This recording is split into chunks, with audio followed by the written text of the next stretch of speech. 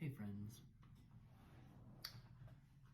hope you are all having a lovely day. I had, I'm clearly on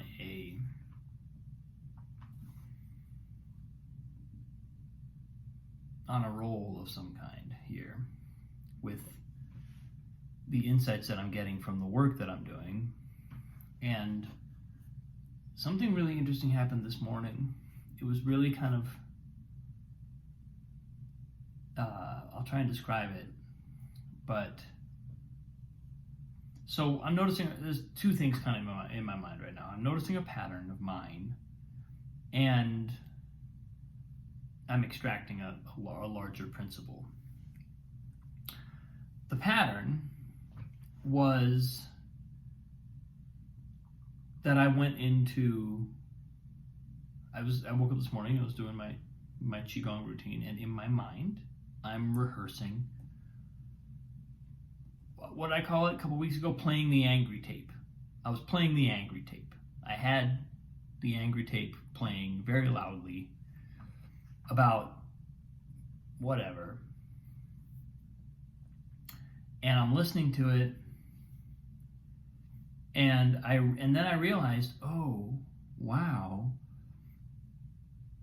that feeling that I have about this kind of past situation. It's a situation that was happening and that has really kind of resolved, at least, I mean, I don't think that it's fully resolved, but it has taken a step forward.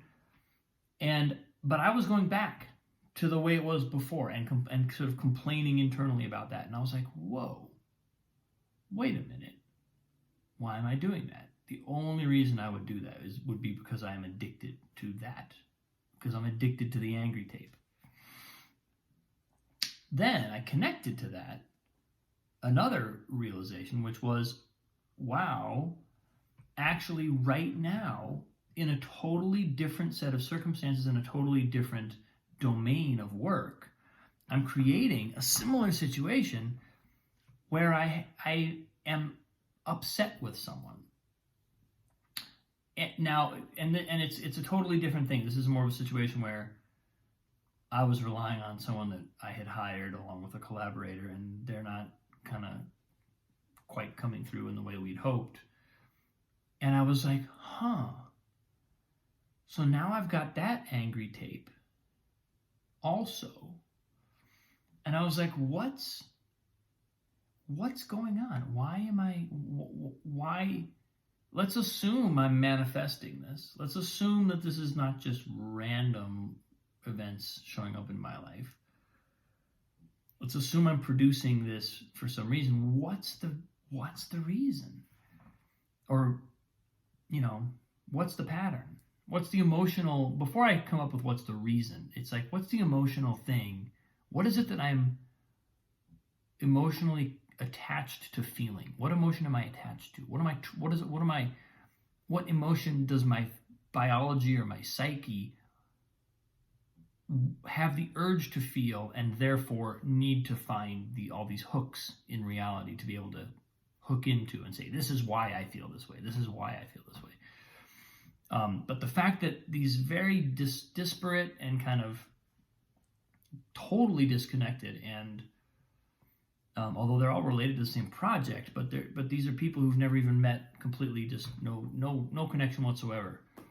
How is it that I'm manifesting this? How is it that I'm manifesting the same emotional outlet over and over again? And so the insight. So that was step one of this thing that happened today. Was I realized, I'm totally doing this in order to feel this feeling of righteous indignance. Something in me yearns to feel righteously indignant. And so I am either manufacturing or seeking out circumstances that allow me to feel that. but I kind of caught it this morning. I sort of saw that, and I was just sitting in meditation, and I sort of like thought to myself, well, what actually matters? What really matters? I had over the past couple of days, I had been noticing that I'm making the project bigger than my own self-worth. And some of the things I've talked about in my previous posts for the last few days were sort of top of mind. And I was like, well, what really matters? And immediately I had this, I was sitting in meditation, and even as I was meditating, I was still kind of rehearsing this. It simmered down, but I was kind of rehearsing, the angry tape. But at some point then I realized, look at what I'm doing. I'm making this stuff more important than the absolute. I'm making these mental fixations, I'm making this emotion, essentially, I'm making my own desire to feel righteous indignance more important than the absolute, than the infinite energy of the universe, which is what meditation is designed to put our attention on.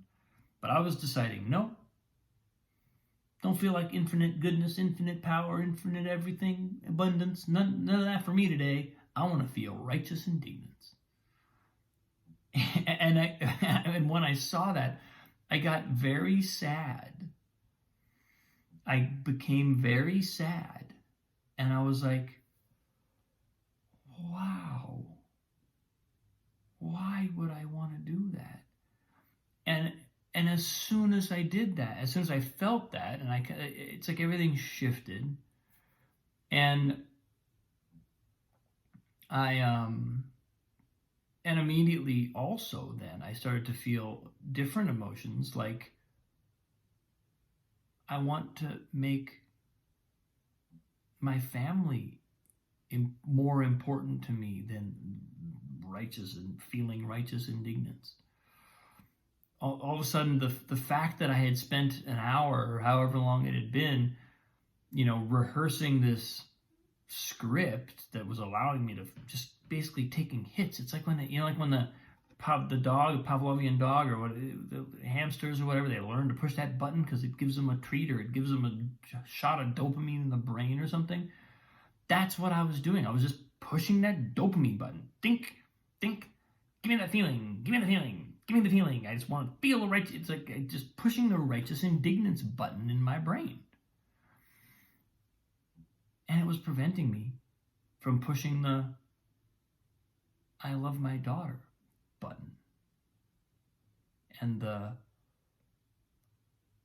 what an amazingly fortunate life I'm living. I love my wife. How lucky do I feel to be living this life? There's so many other emotional buttons I could be pushing.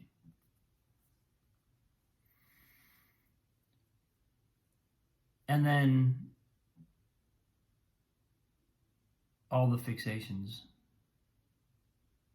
instantly disappeared. They dissolved. It was like, oh, yeah, why? No, that's not important. That can go. And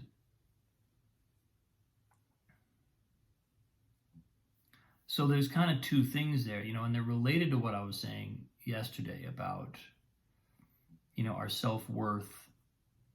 If we continually allow a project or a set of circumstances to be bigger than our own self-worth, we're growing, but we're growing in a way that's circumscribed and defined by our circumstances, because our self-worth is always chasing the circumstance. It's looking to be as big as the circumstance. But the circumstance is a relative thing, and there's nothing the only thing that's defining about it is the fact that it happens to be the one that we find ourselves in. Our self-worth isn't defined by that. Our self-worth might just as well be defined by the infinite vastness of consciousness in the cosmos. Why can't that be the definition of our self-worth? Why can't that be the root? Why does the next set of circumstances have to define that? And that shift is a little bit what I was also feeling in this kind of emotional circumstance today. It was like, if I'm pushing the righteous indignance button, what other buttons am I not pushing? What else am I not giving myself? And of course, then, as I said, I immediately also started to feel like, oh, well, and the way that I think about my family even changes, because if I'm willing to spend an hour rehearsing an angry tape script, think of all the loving thoughts I could have had in that hour.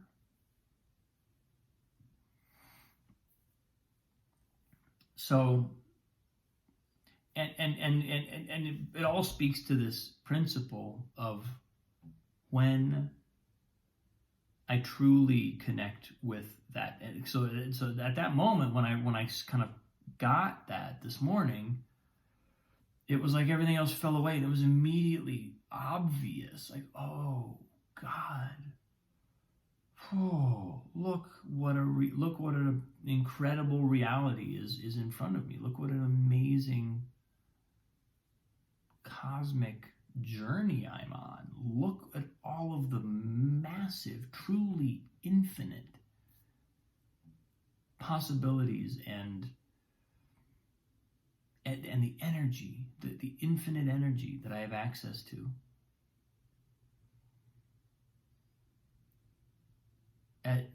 When I put my attention there, when I allow that to draw my attention and not my addiction. It's amazing. Our mind becomes like, our mind operates the same way that drugs operate. I feel like it's evident to me that my own patterns of mind are just as addictive as any drug. And, so if you realize that, then you can start to,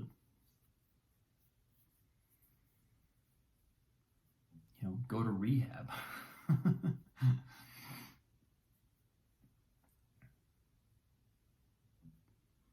But it was an amazing thing to feel that expansiveness open up and then suddenly realize, oh,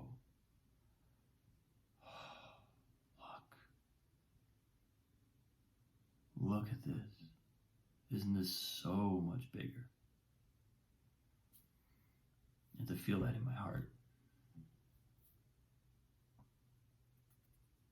So,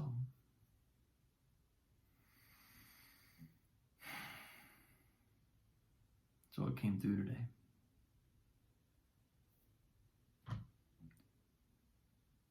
Thank you. Love you. Have a wonderful day. I'll see you tomorrow.